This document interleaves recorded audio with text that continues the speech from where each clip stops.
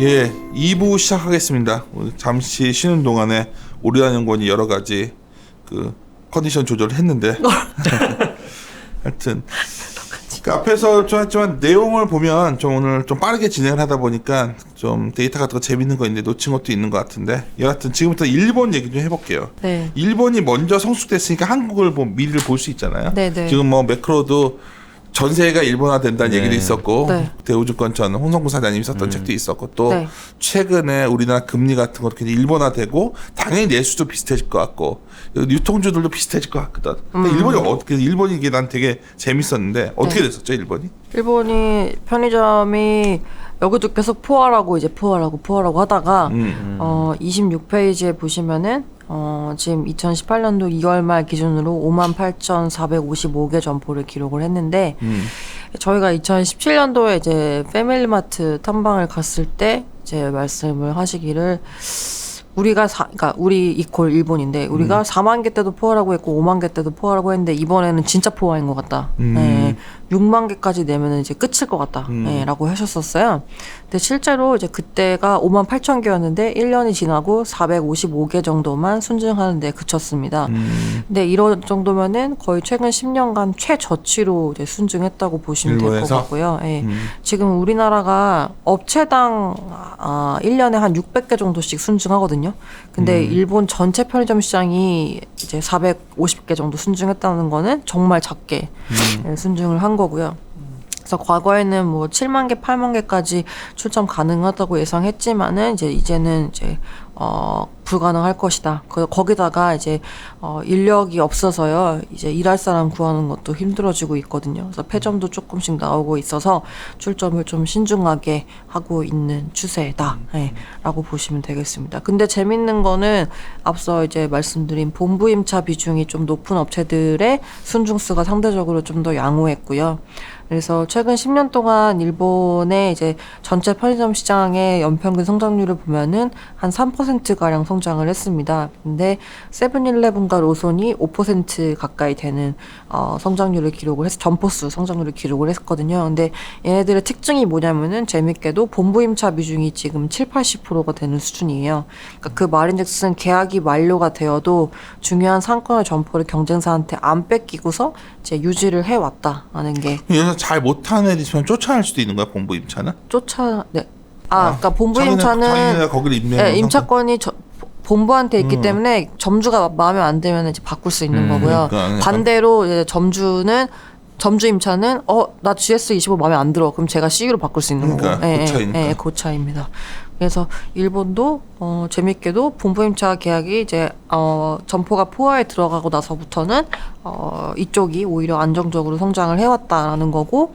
특히나 28페이지 그림 34번을 보시면은 세븐일레븐이 최근에 계약별로 그 비중을 봤을 때 10년 동안 이제 본부 임차 비중을 꾸준하게 늘려왔다. 우리나라도 본부 임차를 이렇게 늘리려면 네.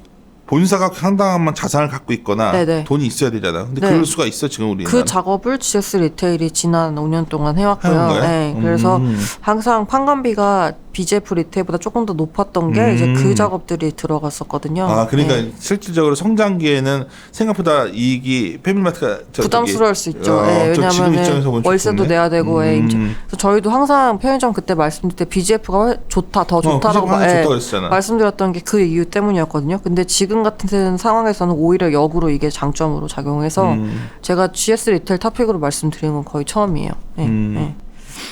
BJF 리테일 저 강남 역삼인가 가다 보면 있었잖아. 맞아요. 있었잖아. 네. 그래서 이제 패밀리마트 같은 경우에 지금 2등으로 일본에서 올라섰는데 여기가 이제 점포 연평균 성장률이 8%가량이었지만 사실은 얘가 M&A를 했어요. 그래서 서클K 쌍커스 이제 유니홀딩스를 인수를 했기 때문에 그것 때문에 점포 증가율이 높아졌던 거지. 그렇게 인수 효과로 추가된 점포를 제외하면은 연평균 점포 증가율이 0.6%밖에 안 됐기 때문에. 근데 얘네가 점주 임차 비중이 상대적으로 좀 높아요. 그래서 그 차이가 이제 점포들 이제 유지를 하고 순증하는 데 있어서 좀 중요한 차이다. 이렇게 이해하시면 되겠습니다. 뭐 요새 일본 여행 가면 좀 그렇지만 전에 일본 갔을 때 편의점에 로손에 가서 먹고 싶은 게 있는데 로손 찾기가 너무 힘들어. 페일리만 있는데 로손이 훨씬 일본 로손이 참 좋더라고. 그죠. 로손에 좀 케이크가 롤 케이크 같은 것도 그것도 맛있고요. 그 아까 말한 신선식품 쪽이 상당히 강세여가지고 타마고 산도. 타마고토 산도 이렇게 말하면 또 계란 샌드위치. 예. 타마고토 산도 진짜 거기가 맛있는 거. 예, 맞아요. 요새 비슷한 거 많던데. 한국에 있다니까. 그래서 우리나라도 근데 이게 모든 그러니까 항상 내가 느끼는 게 그 옛날에 전에도 한 방송에서 얘기했는데 그 만화책 중에 아까 일본 참 드라마도 얘기했는데 나 친일파라고 욕먹는 거 아니야? 그 일본 만화 중에 사채꾼 우시지마라는 만화가 있어요. 근데 거기에 보면은 일본의 프리다족들 막 그냥 아르바이트만 먹고 사는 젊은 세대 저성장에 가니까 나는 일본 그런 우리 미래를 보기 위해서 만화 본 건 아니고 재밌어서 봤는 건데 거기에 보면 얘 파티가 뭐냐면 컨비니언트 스토어가 뭐냐면 그 편의점이에요. 거기에 음식을 양껏 사서 먹는 게 걔네들한테는 또 그걸 먹고 싶은 거예요. 그래서 막 로스오닉 사진 그림이 있고 막 거기 잔뜩 먹을 거 사와서 되게 파티를 하더라고요. 내가 자 일본 애들은 희한하다 했는데 어쩜 우리나라도 그렇게 가고 있는 거야 지금. 맞아요. 그 편의점 그 아무데나 그 밖에 의자 못 내놓거든요. 근데 이제 그 잘 되는 데는 막 그런 데서 뭐 먹고 막 이런 것들. 예. 맛있는 거 많잖아요. 네. 네. 누가 보면 편의점 하는 줄 알겠다. 하시는 거 아니에요? 아, 네. 아니에요? 주위에 하시는 분 있어가지고. 무슨 브랜드? 뭐 하는데. 하시네요. 정년 퇴임하시고서 이제 편의점을 누가 소개해줘서 근데 내가 이거 우리나라 연구원 자료 보고서 너무 걱정하지 마라. 이제는 그러니까 너무 많아. 그쪽이 잘 되는 데여서 너무 많아서 그랬는데 이제 더 안 나오면 그리고 이제 좀 정리가 돼가는 것 같더라고. 네. 그래요. 그래서 첫 번째가 아까 순증이 거의 안 됐다라는 거, 그다음 두 번째가 그 와중에서도 본부 임차 비중이 높은 애들이 양호했다는 거, 그다음 세 번째가 30페이지에 이제 매출 성장이 둔화가 그러니까. 되고 있고, 그리고 단축 영업을 이제 하고 있다라는 건데, 일단은 지금 일본 편의점 기존 점포 일매출액 신장률이 2019년도 2월까지 1년 동안 세븐일레븐 플러스 1.3%, 패밀리마트 플러스 0.4%, 로손이 마이너스 0.5%로 거의 증가가 없었어요. 그래서 기저가 있으면 높아졌다가 또 역기저가 있으면 낮아졌다가 뭐 이 정도가 왔다 갔다 하고 있는 건지 전체적으로 성장은 좀 둔화가 되고 있는 모습이고요. 거기다가 세븐일레븐이 완전 1등인데 올해 1분기 올해 3월부터 5월까지 1분기인데요. 그때 편의점 부분 매출액도 2.1%밖에 성장을 안 했어요. 그래서 이들도 마찬가지로 차별화 상품 비중을 높이고요. 그다음에 프리미엄 PB 상품들, 그래서 세븐일레븐에 골드 식빵이라고 있거든요. 그래서 되게 맛있는 골드봉? 골드 식빵. 그래? 갑자기 관심을 보이시죠? 아니, 또 세븐일레븐에 그렇게 있단 말이야? 네, 골드 식빵 뭐 이런 것들 런칭을 하면서 수익성 제고를 하기 위한 노력을 열심히 하고 있습니다. 근데 가장 이제 문제로 요새 나오고 있는 것들은 아무래도 구인난이에요. 그래서 일본은 구인난이야? 네, 구인난입니다. 야, 진짜. 네. 그래서 지금 일자리가 2019년 1월 기준으로 100개면 아까 구직자가 100명이면은 일자리가 163개거든요. 그러니까 63개 일자리가 지금 남아 도는 거예요. 네. 그래서 지금 편의점 아르바이트 구하기가 되게 힘든 상황이고, 거기다가 지금 고령 인구 비율이 30%에 가까이 왔기 때문에 100명 중에 30명이 지금 다 65세 이상 고령 인구거든요. 그러니까 더더욱 지금 구인난 극복하기가 어려워진 상황이다 보니까 2025년까지 이제 일본 편의점 5대 업체들하고 그다음에 경제산업성이 무인계산대를 전 점포에다 도입을 하겠다고 밝힌 상황이고요. 그래서 뒤에 페이지 32페이지 보시면은 그래서 오죽하면은 세븐일레븐이 24시간 영업을 되게 이제 내세우던 업체였는데 오사카였는지 엄청 뭐 눈이 오고 되게 겨울날 막 힘든데 점주가 너무 아픈데 이제 유지를 해야 되니까 막 꾸역꾸역 나가다가 뭐 돌아가셨나? 아무튼 뭐 그런 사회적으로 파장이 있어가지고 막 다들 들고 일어났었는데 막 그 대표가 이제 그래도 우리는 해야 된다 막 하다가 결국 이제 교체됐어요. 그래서 교체되고 나서 신임 사장은 이제 우리는 유연하게 하겠다. 가맹점에 맞춰가지고 그렇게 하겠다라고 해서 지금 올해 3월부터 직영점 3개를 이제 10곳 선정해가지고 단축 영업하는 실험도 시작을 했고요. 그래서 16시간만 운영하는 지금 계획을 일단은 직영점 대상으로 좀 하고 있는 상황입니다. 거기다가 33페이지에 보시면은 이제 최근에 나오고 있는 그런 계산대들인데요. 편의점에서 만드는 그 튀김류, 낮은 뭐 꼬치 이런 것들 조리할 수 있는 로봇 파일도 지금 개발이 되고 있고요. 저희가 2017년도에 이제 그때 자료 쓰면서 보여드렸던 것 중에 하나가 파나소닉에서 개발한 레지 로보라고요. 예, 있는데요. 그거는 이제 RFID 태그를 붙여가지고 하는 거였었거든요. 근데 아시는 대로 바코드가 보통 한 3원 정도 하고요. RFID가 한 5, 60원 하는 걸로 알고 있거든요. 그래서 훨씬 더 비싼데 근데 최근에는 이제 아예 그냥 딥러닝을 해가지고 이미지 센싱으로 이걸 보면은 사람이 사과다라고 인식하는 것처럼 사과 얼마 이런 식으로 계산을 해가지고 결제해야 될 금액을 화면에 띄워주는 그런 계산대도 지금 나오고 있다고 보시면 됩니다. 생각보다 이런 작업들이 좀 더 빨리 진행이 되고 있는 것 같고 중요한 거는 지금 일자리가 남아 돌고 있기 때문에 앞서 말씀 주신 프리타족 같은 친구들을 구하기가 굉장히 어려워지고 있다라는 게 지금 일본의 편의점 업계에서 나타나고 있는 일들이다. 네. 입니다. 그래서 이제 결론이랑 이제 종목들 갑시다. 네, 결론 이제 35페이지에 그림 50번인데요. 이게 제가 좋아하는 차트인데 지금 다들 너도 나도 온라인의 공격을 받고 있는 상황이잖아요. 근데 재밌게도 편의점은 온라인으로 살 수 없는 매출 비중이 60% 정도 됩니다. 일단 이게 아주 매력적인데. 담배를 온라인으로 못 사고요. 근데 매출 비중 40%죠. 그다음에 담배는 온라인이 안 되지? 못 삽니다. 술도 안 되고. 네. 술도 안 되고. 술도 못 삽니다. 네. 거다가 약도 비중이 미미하지만 못 사고요. 그다음에 삼각김밥 같은 거 굳이 안 사 먹고요. 온라인으로. 그다음에 녹는 유제품 같은 경우도 잘 안 사 먹고요. 그래서 이거를 포함했을 때 다 합치면 한 60% 가까이가 사실 온라인의 공격을 안 받는 매출로 구성이 되어 있다 보니까 오히려 지금 이런 격화되는 경쟁에서는 조금 비껴나 있는 게 이제 편의점 부문이다. 격화된 경제 비교된 편의점끼리 경쟁이 너무 격화되어 있었는데 그쵸. 그게 좀 완화된다면 근데 출점 같은 경우는 과거 대비는 조금 슬로우해질 거라는 거고요. 그래서 저희가 이제 앞서 말씀드리는 세 가지 조건, 높은 배분율, 높은 일매출액, 그리고 본부 임차 비중이 높은 업체를 고려했을 때는 GS 리테일이 가장 유리한 위치에 있다라는 내용이고, 그래서 요거를 갖다가 종목 페이지에서 설명을 드리는 게 전에 37페이지에 네. 편의점 글로벌 피어 이렇게 비교해 놨는데 네네. 우리나라 기업들이 많이 빠져 있잖아요. 많이 싸져 있는 거예요? 지금 GS 리테일 같은 경우는 싼 편이고요. BJF 리테일 같은 경우는 사실 조금 비싼 편이고요. 네, 그래서 저희도 탑픽으로 말씀드리는 게 이제 여러 가지 이유도 있지만 밸류에이션 여유도 조금 더 GS 리테일이 있는 편이라서요. 네. 그래서 본론으로 GS 리테일 탑픽인데 네. 어떤 점 때문이죠? 네, 일단은 40페이지에 올해 2분기 실적은 완전 서프라이즈가 났어요. 저희 추정치 대비해서도 잘 나왔고 시장 컨센서스 대비해서도 잘 나왔고요. 그래서 저희도 지금 3, 4분기 다 어닝을 조금씩 추정치를 높인 상황입니다. 일단 첫 번째는 두 가지인데 첫 번째는 이제 매익률, 그러니까 GP 마진 개선이에요.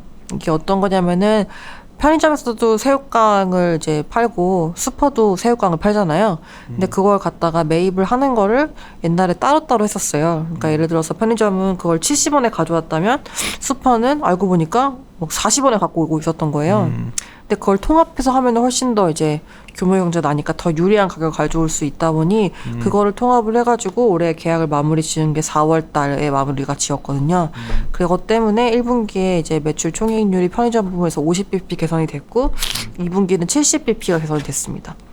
그래서 3분기 같은 경우는 편의점의 성수기 최성수기이기 때문에 3분기가 원래 최성수기예요? 네, 왜냐면 여름에다가 이제 음료수 많이 사 먹고 그래서 가을이고 7, 8, 9 그래서 그것 때문에 훨씬 더 이 효과가 크게 나타날 것으로 판단을 하고 있고요.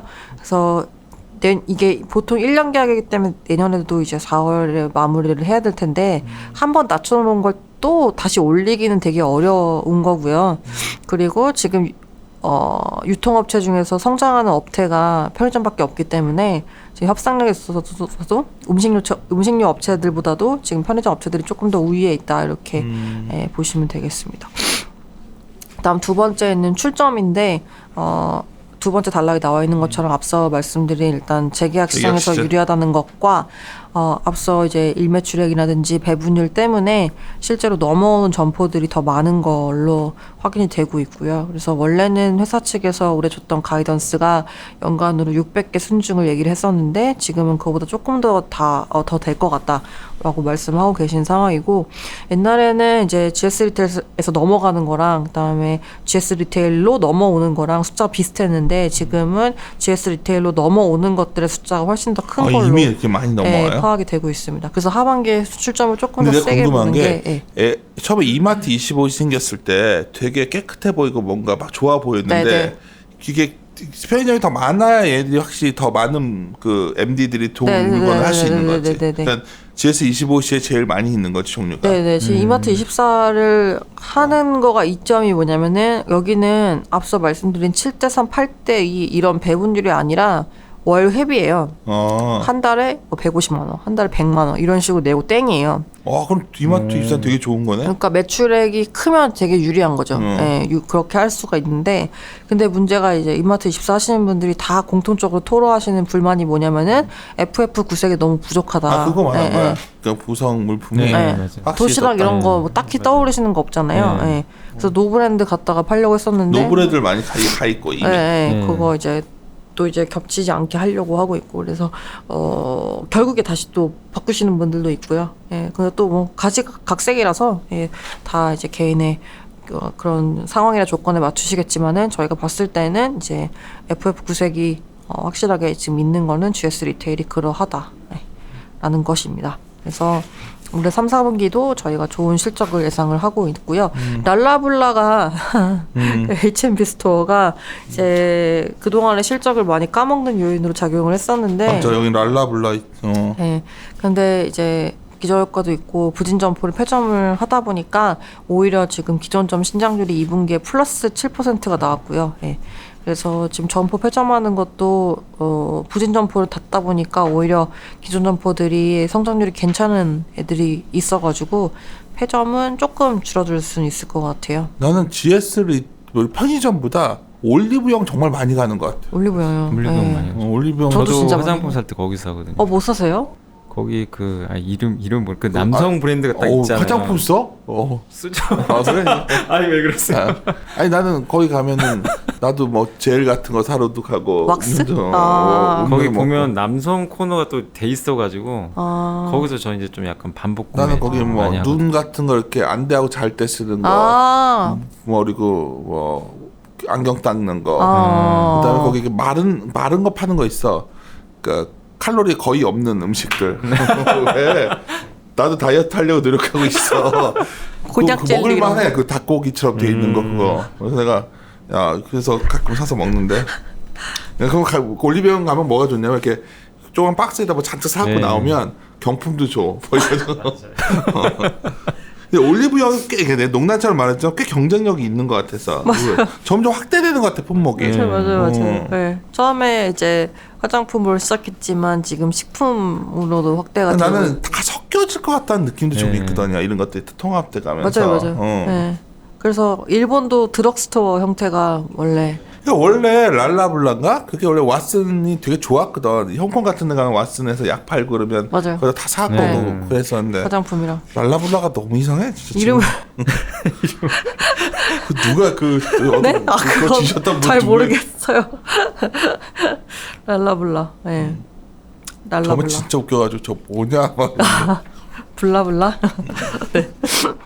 네, 그런 상황이고, 그다음 44페이지에 BGF 야, 리테일. 이게 정말 한때 정말 좋았었는데. 정말 화려했던 종목인데. 네, 정말 화려했던 종목인데. 근데 지금은 이제 분할도 하셨고요. 원래 골프장 같이 딸려 있었는데 이제 분할도 했고 순수 편의점만 하고 있고요. 근데 여기는 지금 영업이익 개선되는 게 그냥 기저효과 정도로 보시면 될 것 같고, 그래서 2분기도 지금 한 8% 느는 데에 이제 그쳤습니다. 근데 이 정도도 되게 유통업 내에서 사실 땡큐한 네, 감사한 그런 숫자고요.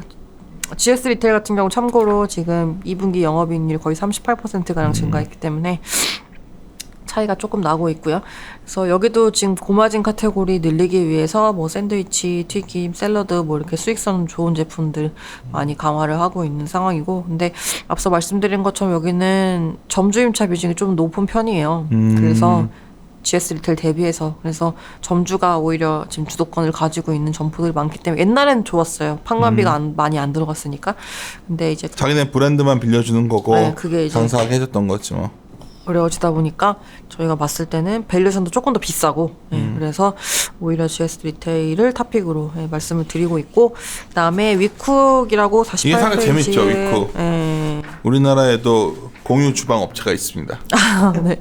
뭐 아시겠지만 우버 대표가 우리나라에 이제 전 대표가 와가지고 한 서울 시내 한 20개 빌딩을 매입을 해서 다 공유 주방으로 만들겠다 이러면서 엄청나게 이제 히트 내지는 뭐 관심 이슈가 되기 시작을 했었는데요. 근데 위쿡은 이제 2015년도 10월 달에 설립이 돼서 이제 막 4년 가까이 된 공유 주방 플랫폼 업체이고 2018년도 매출액은 한 26억 수준으로 알려져 있습니다. 근데 최근에 투자를 뭐 조금씩 받다가 올해 5월 달에 160억 원이 확 들어오면서 크게 이제 돈이 들어왔고 누적으로 한 220억 정도를 받았고요. 지금 운영하고 있는 모델은 첫 번째가 앞서 말씀드린 이제 시간제로 요금 받아가지고 운영하는 거 한 가지랑, 그 다음에 월 임대료를 받고서 일정 공간을 빌려주는 거, 이렇게 두 가지로 나누어져 있습니다. 그래서 지금 등록된 푸드 메이커라 부르는데 이제 거기에 이제 등록하셔서 이용하시는 분들은 한 460팀 정도가 되고요. 그 다음에 한 21개 팀 정도가 창업을 이제 완료를 한 상황입니다. 그래서 10개 정도 저희 공유주방 업체가 있거든요, 한국에. 근데 그 올해 7월 달에 샌드박스 대상으로 지정이 된 회사는 이 위쿡 하나입니다. 그래서 여기서 지금 만든 식품이 이제 앞서 말씀드린 B2B 통해서 납품이 가능해지게 됐고요. 그래서 요거를 통해서 이제 향후에 상품 차별화가 유통업 전반적으로 가능해질 수 있다라는 점은 뭐 아직 시작은 미미합니다만은 좀 기대를 해볼 수 있다라고 말씀을 드리고 있고, 그리고 또 이런 차별화 상품을 전개하기에 가장 유리한 채널이 편의점이기 때문에, 왜냐면은 발주를 되게 즉각적으로 플렉시블하게 할 수가 있고요. 또 상품도 저희가 대형마트를 하루에 막 2-3번씩 가진 않지만 편의점은 2-3번씩 가잖아요. 그래서 접근성이 높기 때문에 매출 증대 효과도 다른 업체보다 조금 더 유리하다, 이렇게 전망을 하고 있습니다. 저도 이 자료 작성하면서 좀 놀랐던 것 중에 하나가 50페이지에 보시는 것처럼 산업별로 폐업률을 봤을 때 음식업점이 정말 높게 나타나고 있더라고요. 어마어마해요. 예. 뭐냐면 어디더라? 우리 헌 물건들 많이 파는 동네 있죠. 헌? 동묘? 동묘 뒤에 황학동 시장 있었잖아요. 황학동. 예. 옛날에 거기 가면 나는 걸어 다니는 거 좋아하니까 뒤쪽 가면 이렇게 음식점들 폐업하면 그 의자고 뭐 식재 막 이거 파는, 그래서 그냥 가서 물어보면 뭐 창업하러 왔어요? 막 물어가지고 그러는데 어마어마하게 거기가 많이 하여튼 폐업하면 어마어마하게 폐업들 많이 한다더라고, 식당들. 저도 들었는데 그 고깃집 판 있잖아요. 그 판을 갈아주고 뭐 그렇게 하시는 분이 돈을 엄청 많이 벌었대요. 왜냐면 금방 닫아버리고 또 열고 또 열고 하다 보니까 그걸 오히려, 그러니까 그 식당 하면 생각보다 돈이 많이 들어가는 거더라고. 막 불도 해야 되고 의자도 다 사야 되고 맞아요. 뭐 그런 것들이 정말 폐업이 많아지니까 이 공유 주방 이게 되게 이거 뭔 생뚱맞게 생각하실지 모르지만 심각하게 지금 이런 소위 고민들을 하는 그렇죠. 거지, 지금 사람들이. 자산 경량화가 이제 그치. 가장 큰 띠임인데 그게 이제 F&B 쪽에서도 나오고 있다라는 거고. 그래서 외식 업체 평균 임차료도 꾸준히 상승하고 있고, 창업 비용도 지금 51페이지 그림 70번 보시면은 확실히 차이가 나기 때문에 미국 같은 경우 저희보다 조금 더 훨씬 일찍 시작했거든요. 한 1980년도에 시작한 걸로 알고 있는데, 근데 이런 요식업 창업했을 때 5년 생존율 같은 경우도 공유주방 거쳐가지고 창업했을 때도 아무래도 조금 더 검증이 된 상태에서 창업을 한다든지, 아니면 아예 자산을 경량화 시킨 상태로 공유주방만 이용해가지고 비용을 아낀다든지 이런 경우가 있기 때문에 훨씬 더 높게 생존하는 걸로 나타나 있습니다. 뭐 자동차 공유 뭐 이런 것들은 이제 많이 하지만 정말 이제는 정말 자산 경량에서 플랫폼으로 하고 모든 걸 공유하고 뭐 이런 그쵸. 걸로 모든 산업이 진행되고 있어서 사무실도 그렇고요. 그쵸. 위워크 같은 업체들도 마찬가지고, 요새 뭐 이거가 싼 건 아니라고 하더라고. 싸진 않. 저도 한번 알아봤는데 싸진 않고 거기다 거실 공유하는 것도 있고 뭐 되게 많더라고요 지금. 예. 그래서 남아도는 그런 자산들을 활용을 하고 또 이용하는 사람들 입장에선 자산 경량화를 시켜서 비용을 아끼고 이런 게 산업 전반적으로 나타나고 있는 흐름인 것 같다. 예. 그냥 심플해서 이런 거예요. 우리가 옛날에는 무조건 그 안마 의자도 비싸게 사서 하지만 다 어떤 렌트해서 쓰잖아. 렌트. 막 렌트를 발전하고 공유 발전하고 이런 네. 게 트렌드인 것 같아. 그런 의미에서 지금 자산을 엄청 많이 끌어안고 있는 유통업은 힘들 수밖에 없고요. 그래서 난 요새 유통업체들이 자신의 자산을 유동화시켜 가지고 네. 일도 창출하는 게 난 좋은 행위라 봐요. 네네, 자산을 맞습니다. 갖다가 어쩌면 그래서 근데 이제 너무 자산만 들고 있는 게 옛날에 옛날 롯데 쇼핑하면 걔네가 부동산이 얼마 이게 이제 맞아요. 매력이 아니게 된 거지 지금 사실은. 그렇습니다. 그래요. 아 오늘 정말 내가 막 중간에 어떻게 좀 말이라도 껴면서 왜 안 근데- 끼셨어요? 아니 너무 힘들어 보여가지고 내가 나마저 괴롭히면 안 된다. 근데 오늘 사실은 100회 특집인 날이에요. 특집은 아니라 미리온 포가 100회인 벌써, 날이야. 예. 그래서 우리 떡 없나요? 떡도 없고 아무도 몰라. 우리 아무것도 없어요. 어떻게 떡이 없을 수가 있어요? 100회인지 아는 사람 아무도 없어. 지금 우리끼리. 근데 백설기 같은 거라도. 그러니까 왜 그런 우리 포로 댓글러가 막 100회인데 뭐 안 합니까 강연이라도 합시다 그러는데 나는 그냥 평상시 우리가 일상처럼 같이 고민하자는 취지로 우리가 이론하는 거니까 100회가 무슨 의미가 있겠어. 사실은 더 중요한 건 별로 우리가 100회를 누구 의미 있게 본 사람도 많지 않아서 그냥 한 겁니다. 근데 하여튼 오늘 중요한 건 우리 오리나 연구원이 100회에 아픈 몸을 이끌고 와서 아플 때 청초한 모습으로 백설기 사주세요. 옆에 떡집도 있는데. 100회니까. 타고라고 그래. 지금 아주 열받는 문자 또 받았어. 전화해줘야 그럴 일이 있어. 알겠어요. 마무리 짓고 업종 의견은 뉴트럴이에요. 네. 사실은 네. 중립이에요. 유통에 대해서. 근데 유통 내에서 고민하다가 편의점이라는 걸 찾았고 편의점을 찾은 거는 온라인화가 덜 되니까 찾아낸 거고 그 중에서 탑픽으로 GS 리테일 찾은 겁니다. 근데 뭐 우리 생각이고 이대로 안 될 수도 있지만 저는 합리적인 어떤 우리가 섹터 내에 최선을 찾기였다 보니까 같이 고민하시고 네. 아마 업데이트 같이 하셨으면 좋겠어요. 예. 마무리 짓고 우리나라 연구원 이제 빨리 다음 일정 또 나가셔야 되더라고. 네. 또 세미나 있더라고. 네, 4시에 있습니다. 그러니까 빨리 이동하도록 하죠. 마무리 짓겠습니다. 이리 오너라, 이리 온!